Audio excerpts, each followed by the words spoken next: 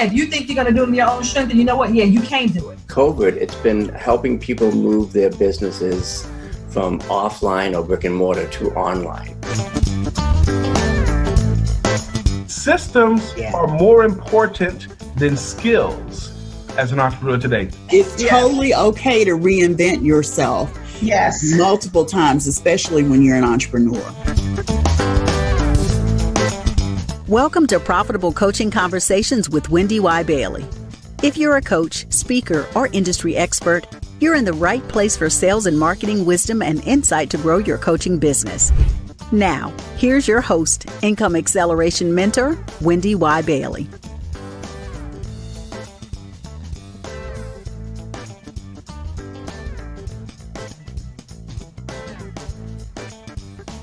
Again, everyone, and welcome to the show. I'm excited to bring you another awesome guest. We're in the era of me saying awesome versus amazing.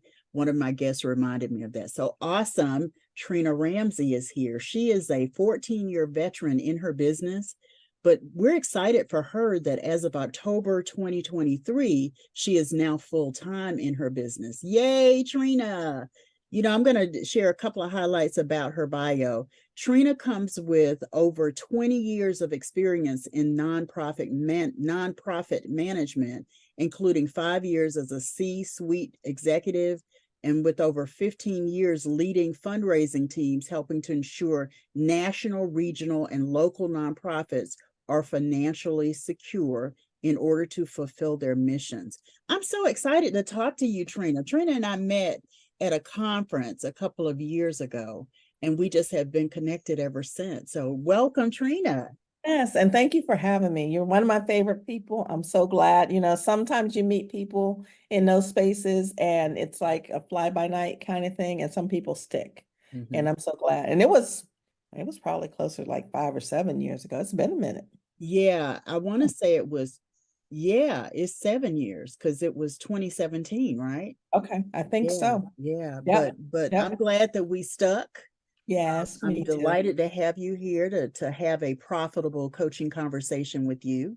So tell us a little bit about what you do. I know you just moved into full-time in October, but you've been doing this a while and you're bringing your expertise from your corporate experience to do what you do today. So tell us a little bit about that. Yeah, for sure.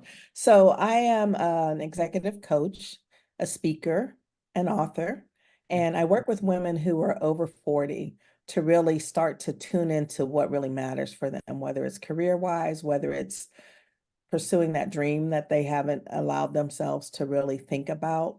Mm-hmm. And I formed the company Just Do You Institute for Women's Empowerment because it really is about just do me. Yeah.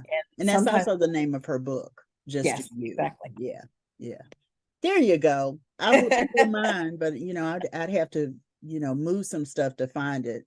Just a lot going on in my environment. It's all good. It's all good. Look, I can usually keep it right at hands. Well, as you should. Look, I have my 2 books here, so I get it. There you go. I totally get it. There you go. There you go. The thing about your Just Do You Institute of Empowerment for Women, did I get it right? Yes. Yay, got it right. Just Do You Institute for Women's Empowerment. For women's empowerment. Okay, awesome. I had the words just in a wrong order. So that's very, very cool. So what happened in October that you said now is the time after 14 years of running your business as a side gig? One of the things I know when you operate that way, I came straight out of corporate America and was like, I'm going to have a business because I'm not going back. But one of the things that I think happens when you have a side gig and you're doing it, because I coached entrepreneurs that were in that same place, is the decision has to rest in part on your ability to replace that income in your full-time business. But what about the passion part of it? What is it for you in the passion part of it that you said in October, it's my time? Yeah. So honestly, it's one of those things where I was in this perpetual, I'll be ready in 2 years mode. And I'm getting closer to retirement age. And so it gets tempting to kind of continue to bank and, have the benefits and all that kind of stuff. But after 15 years, well, no, after 25 years in the nonprofit space and that last 5 years being chief development officer, it wore me out. Yeah. And I have finally incorporated last year. It took me 13 years to Yeah. incorporate. And Because so you were in the perpetual, yeah, leaders. exactly. And so, I just got to the point where I'm like, it's time to bet on myself. So I started moving differently as of January last year, and it was kind of rolling forward. And then in the meantime, that weariness around the nonprofit space was really starting to show up more and more in terms of my personal bandwidth. There was a day that I ended up going to the hospital with chest pains. Oh my gosh. And so I was like, okay, Yeah. it's time for me to choose myself and stop worrying about the future and stop worrying about, like, take my advice, stop worrying about it being perfect, And so I did it, and I'm so Very grateful. good. Yeah. Congratulations. Sometimes what is the expression? If you want to see God laugh, just make plans. And Absolutely. I suspect he was like, you think you're gonna do this 2 years from now? Now, because Yes, I'm gonna show you now why you need to do it now. I hope your health improved since you left. Oh yeah, absolutely. It was, I went and I got checked out all the way through all the tests, all the scans, all the everything fine. And the doctor was like, and I said, could this be stress induced? And he said, absolutely. And so I'm now taking better care of myself. I'm exercising more. I'm getting naps. I'm walking in the middle of Girl, the day. naps are so underrated. I'm just like, you Listen, said that, and I was like, yes to naps. Yes, yes, absolutely. I'm Absolutely. So glad. I'm grateful, very grateful. Yeah. And there's a spirit of gratitude. There's a spirit that when it is gratitude, it really serves you in purpose. So look, y'all write that down. That just came out of my head and through my lips. Beautiful. The spirit of gratitude happens when you are walking in purpose. Yeah. I love that I said that, but I thought about it because of you, Miss Trina. Yes, and I co-sign 100%. Yeah. And I find myself using the word grateful a lot these days. Yeah. Yeah, I have a friend that has a little statue on his table just as you walk in his door, and it says something to the effect of, I'm here because I was grateful for the things I have now that I prayed for. I know I'm messing it up, but the notion is when you're grateful for what you want, not necessarily what you have, then you find yourself having those things that you were grateful for before you had them. Yeah. Right? Law of attraction. Yeah, exactly. So I'm glad to hear you say that it has worked out really, really well for you, and grateful is a state that you are in right now. Talk a little bit about who you serve in the marketplace. Tell us about your nonprofit business and how you serve nonprofits and where you are right now in terms of the business and being in it full time and who you serve. Yes, thank you.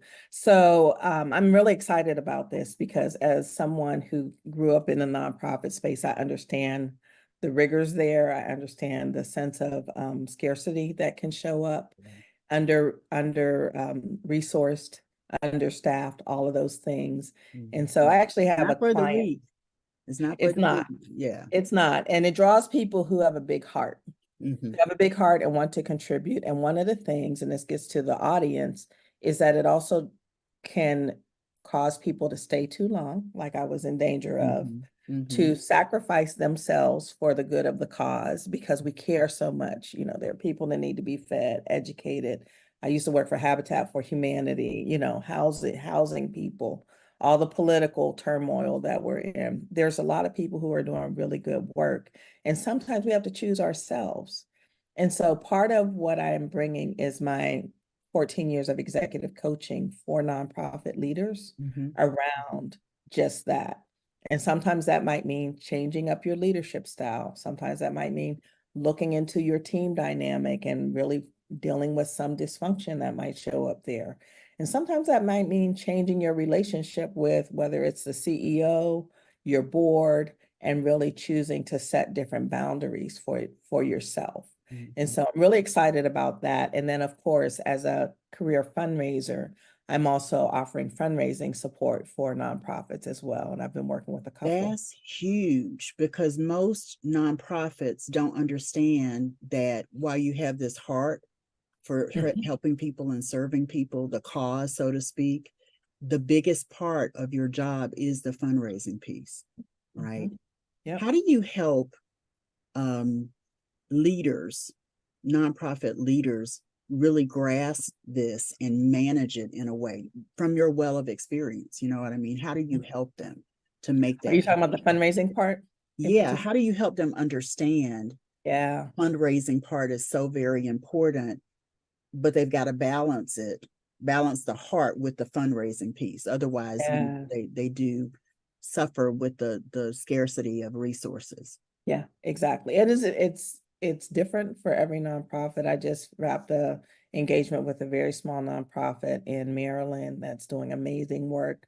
5 years in, first time executive director. And I really had to kind of work with them around how they're allocating their resources for herself as the leader of the organization, the board members, and also how to focus on the right type of fundraising, because there's a lot of, you can spin your wheels in a lot of different ways and not really get things done, and also just waste a lot of time, and it's very demoralizing if you're really stressed about bringing the money in. Mm-hmm. Yeah, it's a job that you don't foresee yourself having when you're in a nonprofit, for sure. I remember it's been a few years ago, and I had gotten to a point where I was like, okay, I have sort of reached the pinnacle of success to some degree, and now I feel like I want to give back. So I joined a nonprofit board, and when I got to the first couple of meetings, I was kind of like shell-shocked, because I thought, oh, I'm going to get in here and I'm going to do all this great work. And what we spent most of our time talking about was how we were going to fundraise. You know what I mean? We spent a lot of time in the board meeting talking about who was going to do what and what kind of activities we're going to do to raise money. And it became less about the cause and more about the fundraising aspect of it, right? What is it you bring to that whole career fundraising model? What is it, your career fundraising model? I'm not saying it right, but what is it you do based on your knowledge to help them understand fundraising and how really easy it is? You know what I mean? I say easy, but you know, for the person who's focused on the cause, it can feel daunting. So what is it you say to them when they're in that space? Yeah, so it's really about people. It's about relationships. And sometimes we get lost in all the weeds of all the different processes. Grants are great, but most of the money comes from individuals. Over 60% of the philanthropy in the United States comes from individuals. And it's a harder place to What a be. statistic. Yeah, yeah. And it's very little known. Huge. Yeah, yeah. And so with this nonprofit I was working with, they were spending a lot of their energy on grants, and then also had this plan that was built around corporations. And we know what's happening in our economy right now.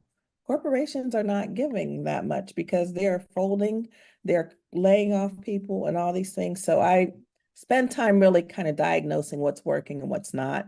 And then I really spent time training the CEO, working with her development committee, and then met with the board and did a little mini training. And now they put together a little plan. I work with them on putting together a plan, and it's literally like, okay, we were doing this, now we're going to be doing this. And also I like to use the word demystifying fundraising, because people get freaked out about money. They get freaked out about money. They get freaked out about asking. And the truth of the matter is that they're people. And you know, from a sales perspective, it's the same type of principles. You have to be ready to accept no, not take it personal, and keep on moving. Yeah. I also think, you know, since you mentioned sales, I also think it sounds to me like there has to be some orchestration of the effort. Very much so. I think as a person who's seen sort of the behind the scenes of a nonprofit, there seems to be this if you build it, they will come kind of mentality. And unfortunately, that doesn't work in for-profit or nonprofit organizations. You know, you've got to orchestrate what that looks like. Yep. Yep. You need strategy. You need to deploy your time and your resources most appropriately. I also have a very big pet peeve around galas and big fundraising events. Oh yeah. They What is that? I can only imagine, but what's your well, they can just burn a lot of staff resources and end up actually not even turning a profit because you're spending so much money on these, all of the hoopla and everything. And at the end of the day, you might, if you're lucky, if you break even, and you might net a little bit, but people kind of get all starry-eyed about it. Like, this is going to be, you know, this is going to save us. And I'm like, do not do a gala. Yeah. If anything, go ahead. If anything, do smaller little personal convenings where you're bringing small groups together, bringing them to the site where you work, getting them to talk to your constituents and get them to fall in love with the organization like you do. Yeah. I think you said it really well when you said it's about relationships. And then that statistic on top of that, 60% of monies donated come from individual donors. Wow. Yeah. Because, I hadn't heard that before. So for me, I'm thinking, oh, well, they go to corporate and corporate funds it. And I've been on the other side and corporate doesn't fund. But, for me, I was like, okay, they just don't fund my stuff. And so I kept moving to, get to the yes after that. But in fundraising, individual donors, 60%. Yeah. And then there's another about relationships. Go ahead. Exactly. There's another slice that's bequest that's on top of that 60%. So people who are putting the nonprofit in their will. And a lot of times that happens without the nonprofit being aware. Wow. But the savvy nonprofits who have the resources can actually build a plan to kind of educate their donors about it and kind of know ahead of time. But of course, you don't know when people are going to pass. But yeah, so that number is even higher than 60% because there's also the requests that come in. Who knew that? But that's why you're the go-to lady around nonprofit, because you know those kind of things. I love it. I love it. So where did this passion for you come from? Like, did you just embark upon working with nonprofits early in your career, or did you say, I want to work with nonprofits and this is where I'm going to go. This is how I'm going to go to get there? Yeah, I think the root of it comes from personal. I grew up in the projects. I lost my mom when I was a teenager to suicide. And our family was disruptive. And thank God we had a very loving extended family that made sure that my sisters and I would be okay. But that doesn't always happen. True. We were on food stamps, so I have, and I had a degree in information systems. Wow. Yeah. It's a little far from what you're doing now. Exactly. It's a little bit far. Exactly. I that's one of those little known facts I like to whip out every once in a while. Yeah. And I started out in corporate. I was a sales rep for IBM and I sold mid-range computers. And it was like 3 years in, I was volunteering, I was doing JA, I was mentoring and tutoring. And I was like, no, that's not the thing. This is the thing. And then because I had the sales background, that translated perfectly into fundraising. Yeah. Very cool. Very cool. So is there anything in your background that we have not talked about that you'd like to share? Yeah, well, I also am very passionate about career change because I have changed my career several times. Even a couple things we haven't mentioned, like, for example, I was an interior decorator. Wow. Okay. Another one out of left field. Exactly. In my previous life, I did interior design too. So I get it. I could see that. Yeah. I could totally see that. Yeah. It allows so that was happen to your creativity. That's what that does. Exactly. Exactly. And so I just believe that you spend so much time working it's really important to enjoy what you do and not be at a place that is sucking the life out of you, not being suffering under a horrible boss, not being in a space of urgency or having to prove yourself or being second guessed. Life is too short. And so I love working with someone and having them shift from I hate this and I want to do something else, even if they don't know what it is, or to this is what I would love to do, but I'm not sure how I'm going to get there. Yeah. And so, we have a mutual friend who was a client of mine. I know you probably know who I'm talking about. And she was a client of mine. Yeah. As a Yeah. referral. Yes, I do. Exactly. Yeah. Exactly. So I love being able to help people to shift and to create that space of passion and joy once again. Yeah. And the thing I'll say, without naming names, the thing I'll say is, the thing I love about our mutual client is she is such a dynamo and such a go-getter that she made serving her in kind of looking at business and looking at her career totally fun. Yes. Totally Completely. fun. Yeah. Yes. Those are the clients that rank up there with the top, the best clients you ever serve, when you show up like that.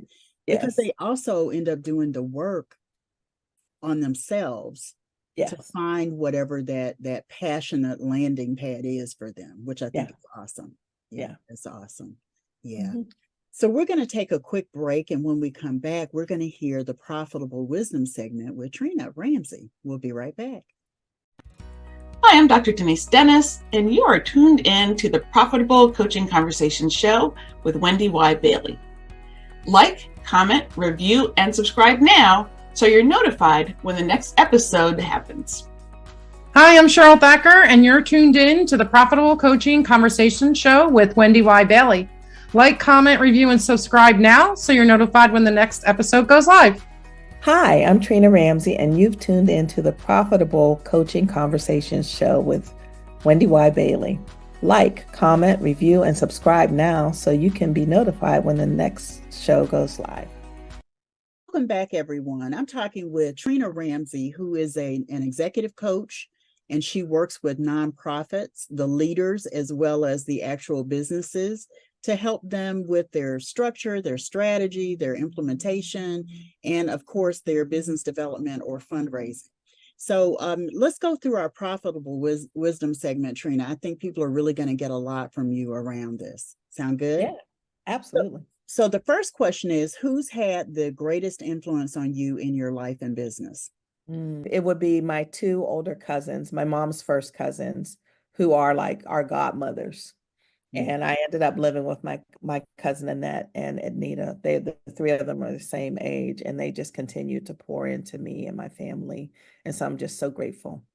In my business, I have to say my mentor, Sylvia High of Aiming High. She, I actually was in a room with her, and that's when I first was inspired to become a coach back in 2009. Okay. And I have followed her, but then when I moved out to Cali, she's out here too. And we collaborate a lot. I support her with her annual conference, and we've become really close. And she really mentors me and supports me. I had a local speaking engagement, and she showed up. She actually took video for me. And nice. Yeah. Very nice. Beautiful, beautiful person, powerful woman. I'm so grateful. Very nice. Very nice. And what's the best business advice you've ever received? I think it would have to be about developing a niche. When I first got into coaching, I was very resistant to having a niche. You want to coach everybody, everything. The whole person, life. And for the first 3 or 4 years, I showed up really vanilla. And it took me a while. And that's when, and I was actually running from my women as my target audience, because I was like, we're so hard to sell to. You know why I'm laughing? I'm laughing because I was the same way with coaches. Okay. But I mean, I was like, no, I'm not going to coach other coaches. Everybody tries to coach coaches because we understand coaching. Yeah. God was laughing at me the whole time because Yes. when I finally gave in, my business exploded. And I'm sure that's what happened with you as See. well. Yeah. Yeah, exactly. Exactly. So yeah, the niche is really important. Yeah. Very much so. The niche tied with your ideal client. They 100%. go hand in hand. Yes. Yes. You got to be really crystal clear about who that person is, what motivates them, what their pain points are, and why they will buy from you. And then also where to find them. Yeah. Yeah. That's the thing that is a pet peeve of mine, Trina, that people don't get narrow enough. Like you don't want to get too narrow, but they don't get narrow enough. So they end up trying to cast a broad net, and it's just not, it just doesn't work. You've got to make sure you know, then the platforms become really, really clear. The story I like to tell every time I talk about this pet peeve is I never joined Snapchat. And I never joined Snapchat. I don't even know if it's around anymore because TikTok is around, right? And I haven't joined TikTok either because what I found for me, my demographic is not necessarily widely a member of those platforms. Yeah. Yeah. Yeah. Yeah. So why would I do TikTok videos when my people are not over there? Why would I do Snapchat stuff? Because my people are not over there, right? Yep. Yep. Yeah. Yeah. And even if they are, there are other nuances about them that led them to be on that platform versus the platforms where they're going to connect with me. Yeah. Yeah. Exactly. Yeah. Very good. So what's your single sale, the amount for your best single sale? What were the circumstances and what did you do to celebrate? Yeah. Okay. That's good. I like this story. So I was actually contacted by a firm that does coaching and consulting because they had a specific client that they thought would be a good match for me. And so I ended up doing a multi-session contract with them, coaching her. It was about $4,500. And she was a founder of a nonprofit in Chicago who was like 8 years in and really kind of getting overwhelmed, as we do as nonprofit leaders. And it was so interesting because it was before I left the full-time job. And she was like the personification of this new niche. And so that was really powerful to be able to spend that time with her and really help her to move the needle and to choose herself in the work that she's doing. Yeah, the thing that I love about that story is you realize that she's a whole person and you were able to help her specifically in the nonprofit area and beyond that. So even though you said it was $4,500, it probably morphed into so much more because of the kind of support you could lend to her. Yeah. Yep. Absolutely. Yeah. The reason I like to ask that question is because sometimes as coaches, we think there's a straight line to every piece of business that we convert, right? We don't understand that there's so many other possibilities and that's just one, right? Yeah. And so I love that story and how distinctive it is. So what'd you do to celebrate? Since that was a large number for you, what did you do to celebrate?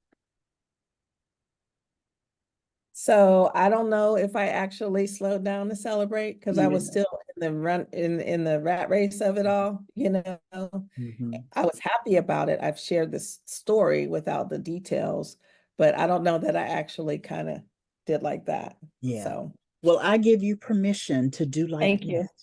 and to celebrate it even now, you know. Thank you. You know, it's like we were talking before, when you are grateful, the divine, the universe, the world conspires to give you more for which to be grateful. Yes. So Yeah. I just think that's a really big deal that Yeah. you're so grateful. I love that word, right? Grateful, grateful, grateful.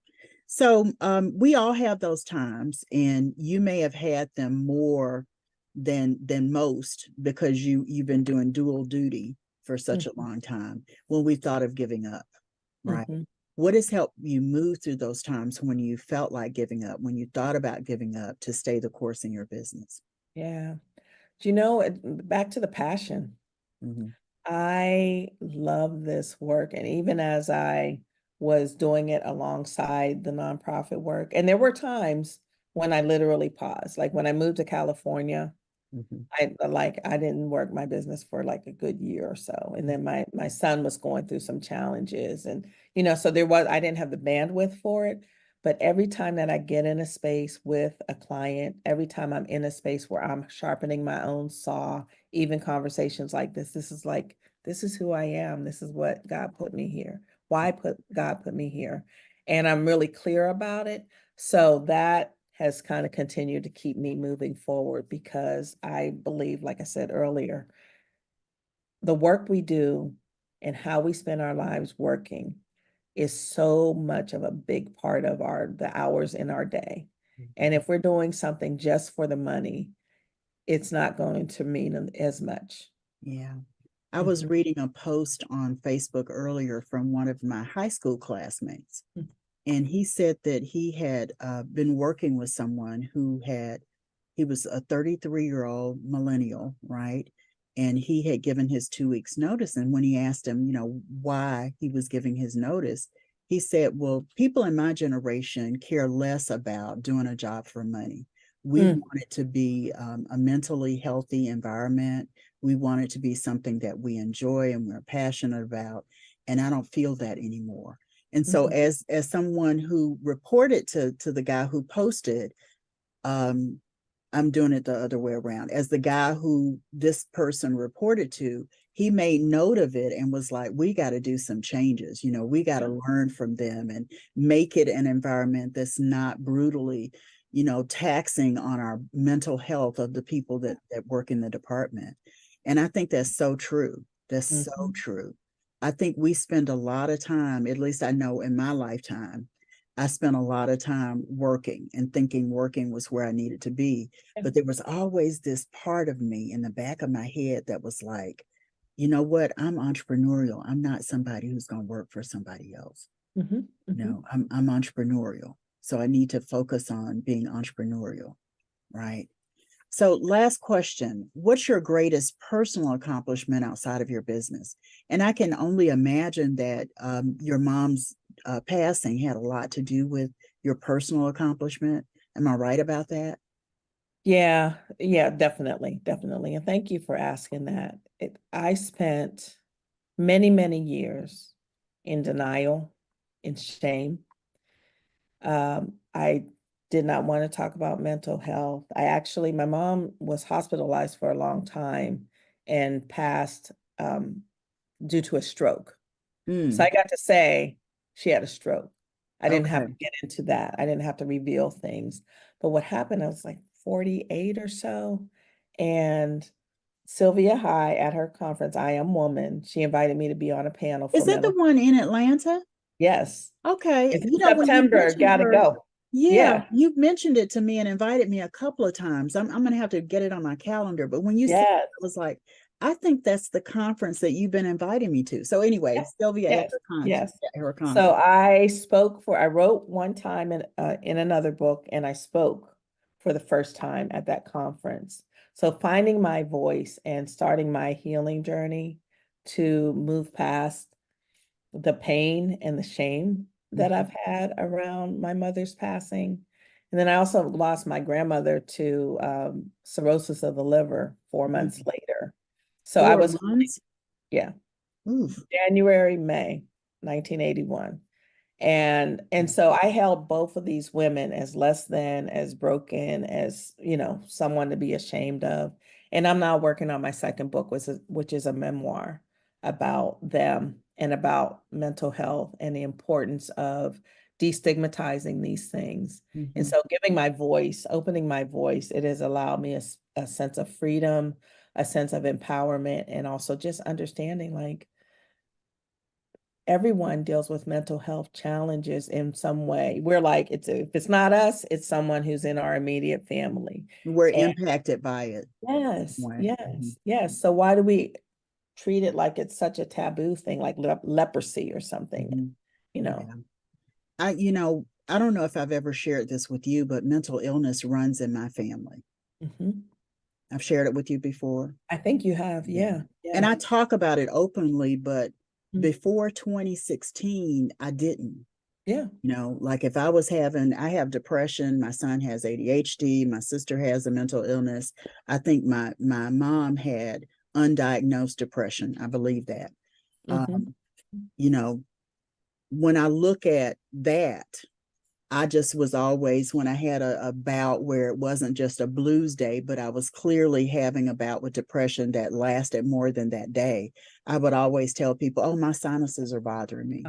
Because there's such a shame, like you said, to telling someone. But can I just say this for everybody listening and watching? When I started talking about it openly, I was freed, right? I was delivered from that shame. And talking about it today, I view as almost like a responsibility that I didn't have before. So I love that you're incorporating that into your next book. I can't wait to read it. Oh, thank you. Thank you so much. And I just want to honor you for having that courage to open up and be more vulnerable and open. It does. It's freeing. And what I found is more people will talk about their own issues. Because they're That's like, oh, totally what I found. My sister, my brother, my niece, you know, exactly. You give them permission to share something that they don't always feel good about sharing about their own families, their own situations. So one day, like when we're off air, I'll tell you the rest of the backstory. I won't tell you here, but I'll tell you a little bit of the backstory of how I came to that.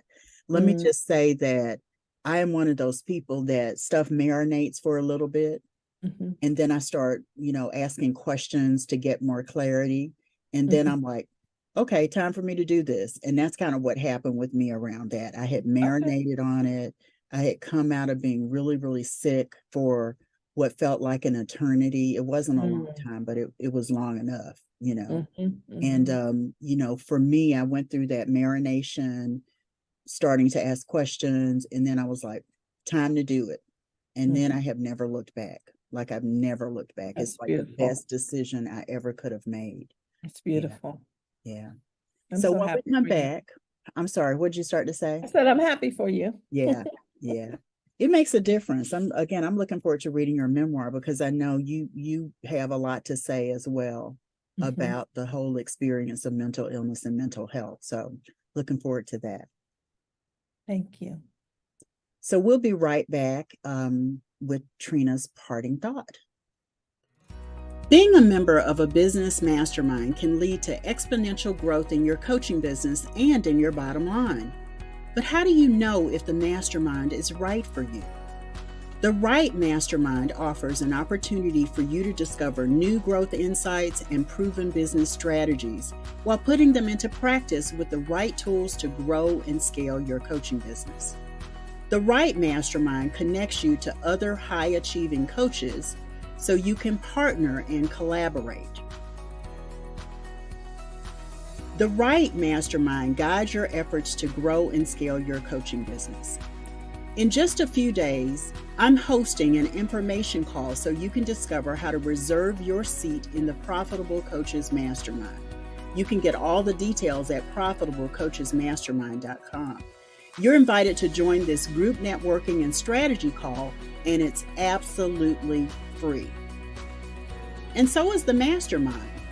That's right, the Profitable Coaching Mastermind is a high-value complementary opportunity for you to discover how to grow your coaching business. It's also a hands-on workshop designed to offer strategy to scale your coaching business. It's also an activation session with implementation tools you can use to grow and scale your coaching business. That's right, the Profitable Coaching Mastermind is totally complimentary. So save your spot so you can discover how to join the mastermind. This is not a sales call. Nothing will be sold. There will be no selling. There will be no offer. It is an opportunity, so save your spot. This is your opportunity for a collaborative interview, and you get to ask questions and get answers. Hi, Income Acceleration Mentor WendyY Bailey here, and I'm so excited about the Profitable Coaches Mastermind. The information call is designed to give you a little bit more information about it and for you to sort of decide if it's the right time for you at this point. Remember, the information call is complimentary, and so is the mastermind. I'm so excited about it because I got to tell you, I have pulled 3 key pieces out of my body of work. We're going to talk in the mastermind about predictable coaching income. We're going to talk about business operations.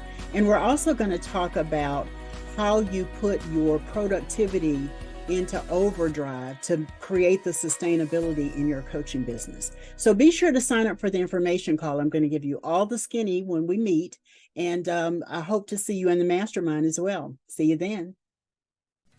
Hi, I am Marquessa Petway, and you're tuned in to the Profitable Coaching Conversation Show with WendyY Bailey. Like, comment, review, and subscribe now so you're notified when the next episode goes live. Hi, I'm Tim Fitzpatrick, and you're tuned into the Profitable Coaching Conversation Show with WendyY Bailey. Like, comment, review, and subscribe now so you're notified when the next episode goes live. Hi there, I'm Robert Kennedy III, and you're tuned in to the Profitable Coaching Conversation Show with WendyY Bailey. Don't forget to like, comment, review, and subscribe right now so that you're notified when the next episode goes live. Welcome back. What a powerful story you have, Trina. And I'm so excited that you are full-time serving your clients because of all the wealth of information and knowledge and expertise you have to share with them. I think it's amazing. I really, really do. And thank you so much for being here on the show. I know you have a parting thought that you'd like to share. And think about it as if there's one thing that you want the listeners and the viewers to know from our conversation, what would that parting thought be for them? What is that? Yeah, I think the summary is the whole idea of moving past fear. We have fear of judgment, fear of failure, fear of not looking good and not being so buttoned up and everything. Mm-hmm. And those are the things that can stop us from our greatness. Though that's what kept me in my nonprofit career for as long as I did, Mm-hmm. But the minute we're able to face those fears and really think about what is possible. And what I do with my clients is I help them to think about the worst case scenario and actually live into it. Okay, mm-hmm. What would that look like? And how would you feel? Yeah. And then what would happen? And then you kind of like, oh, well, actually the worst case scenario isn't all that bad. It's recoverable. Yeah. I can move on. Life will go on. Yeah. Yeah. I love the simplicity of that, but also how profound it is as well. Mm-hmm. It just can make such a difference when you start looking at that which scares you most. Mm-hmm. So I applaud you for that. And you have a gift for everyone. You want to tell us about it? Yes, absolutely. It's a gift called How to Harness the Power of No in Your Career. Mm. So similar to the fear thing, there are a lot of times that we inadvertently say yes to things that we don't mean to, or just holding on and being safe in a space or in a career or a job that's no longer serving us. These are tips that are actually drawn from my book that really pull into the workplace. Mm-hmm. 10 different lessons and ways that you can say no and transform your career and get to your ultimate dream. Nice. Very, very nice. Even though it's not expressly stated for me, I got to go get that, girl, because that sounds good. That sounds good. Thank you. I remember, and I didn't read the book, but I read the synopsis of the book, My Year of Yes by Sean. Yes. Oh my gosh, you got to read it. I got to read it. Oh, it reminds me, your gift reminds me of that, because when she started saying yes to things, all of a sudden her world opened up. So I'm kind of like, between the two, your gift and her book, I think I need a dose of that right now. Yes. Yeah, for sure. Trina, thank you so much for being here. I've so enjoyed speaking with you. Me too. Thank you for having me. You're one of my favorite people. So when you invited me, I was like, oh, yeah. It was a no-brainer for me. I was like, I got to get Trina on the show because I know you have a lot to say. And I know that what you've shared today is high value for the people who are watching and listening. Thank you so much, my sister. Yeah. So we'll be back for another episode with another awesome guest. I told you I was going to try to use awesome rather than amazing. And Trina Ramsey, I really appreciate you being here. There's going to be another awesome guest in the future. Be sure to join the after party at profitablecoachingsociety.com. See you next time, everybody. Bye-bye. Bye.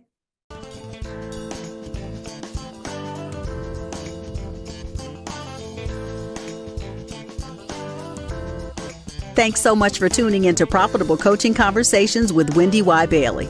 Be sure to join us at the after party at www.profitablecoachingsociety.com.